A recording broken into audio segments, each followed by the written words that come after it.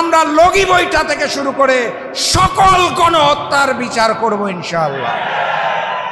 সংগ্রামী সাথী এবং বন্ধুগণ, আজকের এই সেমিনারের বিষয়বস্তু দুইটা।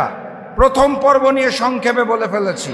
দ্বিতীয় পর্বে বলা হয়েছে চ্যালেঞ্জের কথা, আগামীর বাংলাদেশ গড়ার চ্যালেঞ্জ। আগামীর বাংলাদেশ গড়ার চ্যালেঞ্জ আমরা সবাই দেখতে পাচ্ছি, বুঝতে পারছি। দেখেও না দেখার ভান করছি, বুঝেও না বুঝার ভান করছি।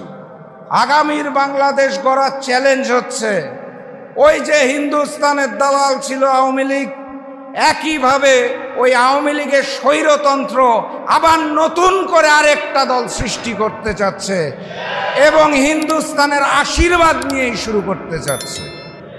আগামীর বাংলাদেশ গড়তে হলে আমাদের কাঁধে কাঁধ মিলিয়ে ইমানদারির সাথে দুইটা কাজ করতে হবে। প্রথম কাজ, যেই হাজারো শহীদের রক্তের বিনিময়ে